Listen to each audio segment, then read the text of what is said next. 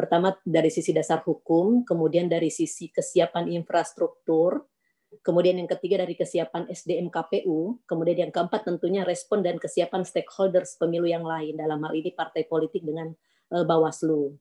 Tapi pertama-tama saya ingin menyampaikan bahwa tentunya kita patut mengapresiasi sebuah ikhtiar untuk melanjutkan inovasi penggunaan teknologi dalam pemilu. Kenapa saya mengatakan melanjutkan inovasi? Karena inovasi penggunaan teknologi memang telah dirancang sejak periode pemilu yang lalu ya, saat Pak Hadar, Pak Husni Kamil Malik, Bu Ida Budiati ya telah diinisiasi ya waktu itu Situng ya kalau nggak salah ya. Nah kemudian terkait dengan irekap ini sendiri, kita melihat dulu nih, irekap ini akan difungsikan sebagai apa? Apakah difungsikan sebagai instrumen primer, instrumen utama dalam rekapitulasi, menjadi instrumen dalam menentukan hasil pemilu, atau sebatas instrumen sekunder, ya pelengkap seperti situng yang lalu, tapi dengan misalnya lebih kelengkapan sistem dan dengan mekanisme yang lebih baik dibanding situng misalnya gitu ya. Nah ini pertanyaan utama yang penting kita ajukan dulu nih kepada KPU. Nah sebelum kami konferensi pers seperti ini, pertama-tama kami telah menyimak misalnya uji publik yang dilaksanakan oleh KPU dan telah memberikan beberapa masukan ya. Teman-teman yang hadir juga telah memberi masukan. Nah kemudian yang kedua, kami mencoba melakukan audiensi kepada KPU. Waktu itu kami diterima oleh Pak Ketua KPU, Pak Arief Budiman, kemudian Pak Rake, dengan Pak Ilham. Nah yang kami tangkap dari uji publik dengan dari hasil audiensi langsung itu, memang KPU ingin menempatkan sebagai rekap adalah media utama penetapan hasil.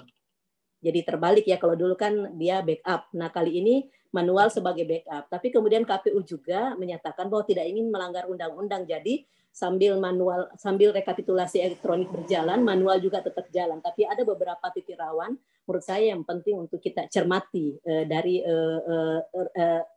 skenario ini.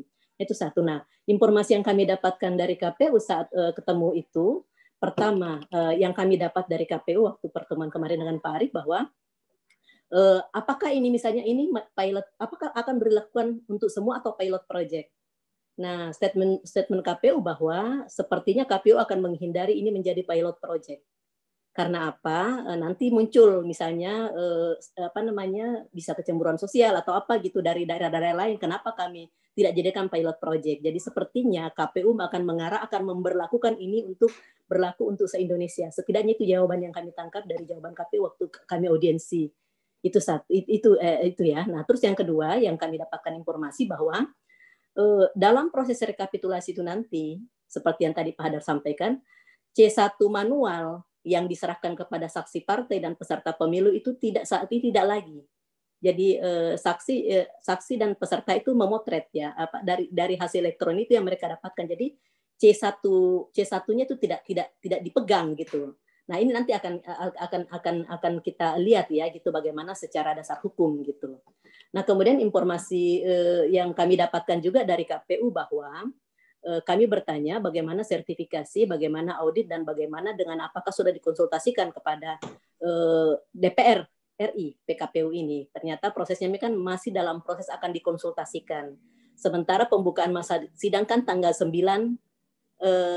November besok nih, 9 November besok. Nah, biasanya di hari pertama kan nggak langsung acara-acara seperti itu kan, konsultasi biasanya 2-3 hari bahkan seminggu setelah pembukaan masa sidang. Nah, sekarang mari kita berhitung mundur. Sekarang sudah H-31 hari H. Tanggal 9 Desember kan pungut hitung nih hari H. Nah, itu kira-kira bagaimana respon DPR, seberapa mampu daya adaptasi semua pihak untuk kemudian berkejaran nih setelah kemudian konsultasi dengan DPR, sekalipun memang konsultasi DPR tidak mengikat. Yang kami tangkap dari KPU memang sudah sangat percaya diri akan menggunakan sistem ini. Nah, sekarang kita lihat secara dasar hukum. Tadi sudah disampaikan bahwa KPU meyakini bahwa pasal 111 dalam undang-undang terkait pilkada itu telah cukup memadai. Di sana kan bunyinya bahwa mekanisme penghitungan dan rekapitulasi suara pemilihan secara manual dan atau menggunakan sistem penghitungan suara secara elektronik diatur dengan peraturan KPU. Nah, KPU telah merasa sangat percaya bahwa ini sudah cukup memadai untuk dasar hukum, cukup diatur di PKPU. Menurut katanya konsultasi dengan ahli hukum yang lain. Tapi kan realitasnya ini masih debatable. Ada juga ahli hukum dan ahli pemilu melihat bahwa ini belum cukup.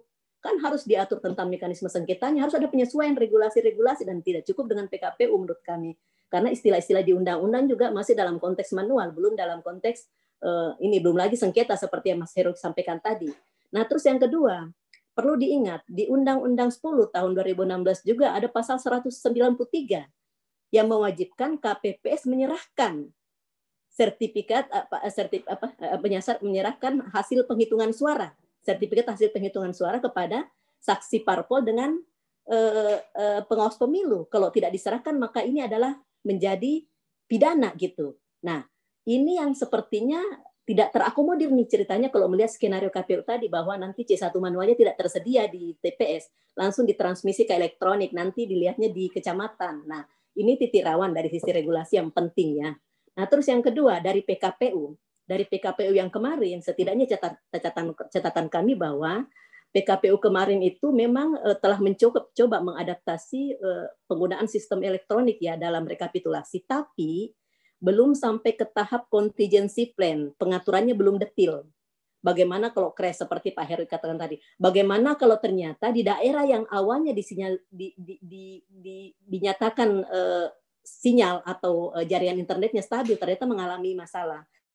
Kalau jawaban dari KPU kan mengatakan oke, nanti bisa bergeser dulu ke tempat-tempat yang memungkinkan ada sinyalnya misalnya gitu ya, sebelum memotret atau apa kan, untuk motret dan mentransmisikan perlu nih ceritanya. Lah, berpindah saja kalau membawa hasil pemilu kan rawan.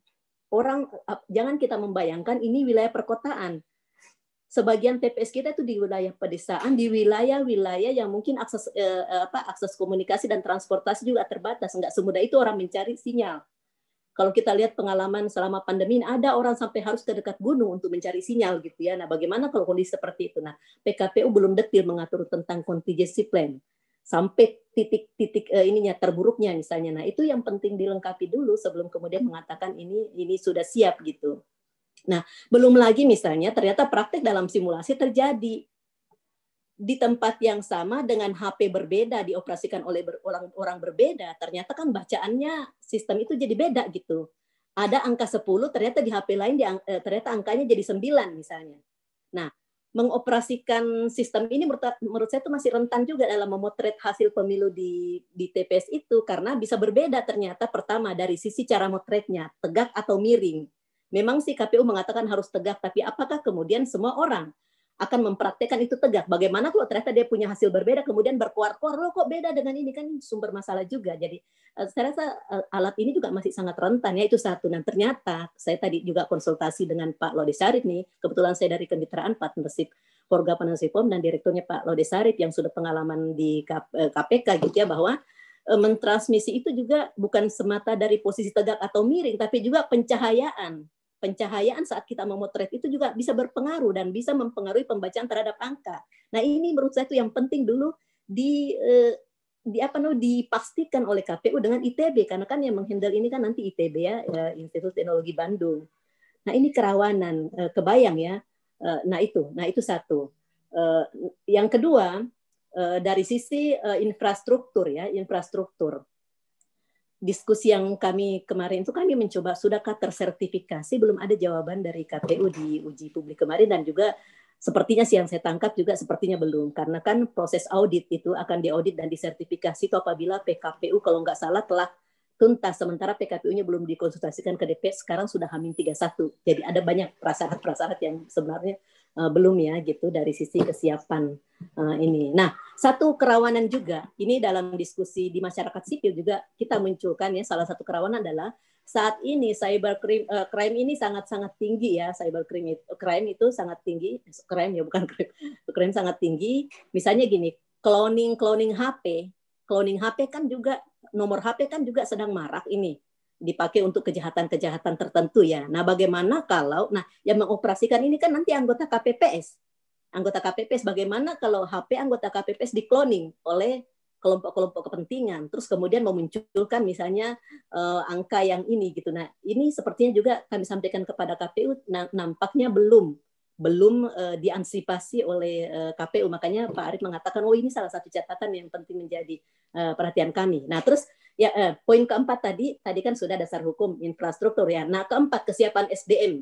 Nah, setahu saya KPU itu tidak tinggal diam juga. Saat ini sedang kejar waktu dari tanggal 3 sampai tanggal 12 untuk melatih. Saat ini sedang dilatih di daerah Cibubur itu anggota KPU kabupaten kota nih untuk beradaptasi dengan sistem ini. Simulasi juga ketat gitu. Nah, mungkin kalau saya sih ya, transfer knowledge dan transfer skill dari KPU ke KPU kabupaten kota mungkin tidak terlalu problem. Tapi kan nanti yang mengoperasikan kan KPPS. Nah, transfer skill dan transfer of knowledge nanti dari KPU kabupaten kota ke bawah ini yang sebenarnya penting untuk diperhatikan gitu. Karena apa? Ya pengalaman yang lalu-lalu juga seringkali misalnya sebuah pelatihan mestinya berbasis simulasi ternyata prakteknya tidak ada yang tidak simulasi. Nah ini penting ini.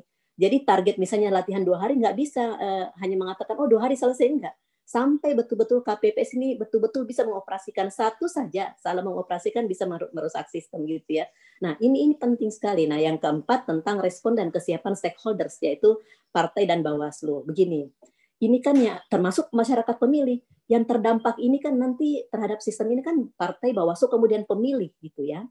Nah pertama, mungkin nggak semua pemilih punya alat elektronik ya, alat elektronik. Nah jangan sampai niatnya sistem ini agar inklusif malah menjadi eksklusif karena hanya bisa diakses oleh misalnya orang-orang yang memang memiliki akses dan juga orang-orang yang punya jaringan gitu. Belum lagi hasilnya ternyata beda kalau Android digunakan dengan Android dengan HP lain gitu kan. Nah bagaimana pemilik yang non Android berarti berkurang kesempatannya untuk mendapatkan hasil yang akurat dong misalnya karena ternyata diakui sendiri bahwa lebih kompatibel dengan sistem Android nih sistem ini. Nah ini penting sekali. Nah itu satu dari sisi pemilih.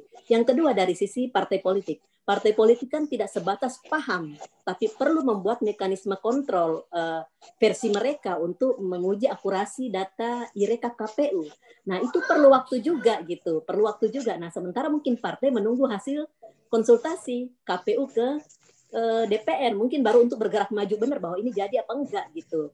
Nah ini butuh waktu, belum lagi Bawaslu juga perlu harus siap sistemnya sendiri gitu.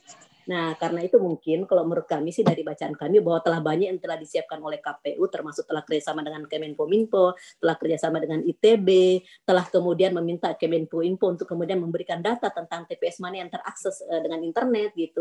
Telah banyak PKPU telah teradaptasi tapi masih banyak juga hal-hal teknis yang perlu disiapkan. Karena itu kami merekomendasikan bahwa indikator itu harus diberlakukan secara ketat untuk mengatakan siap. Jika tidak siap, jangan dipaksakan, karena akan menjadi problem dalam hal legitimasi proses dan hasil pemilu.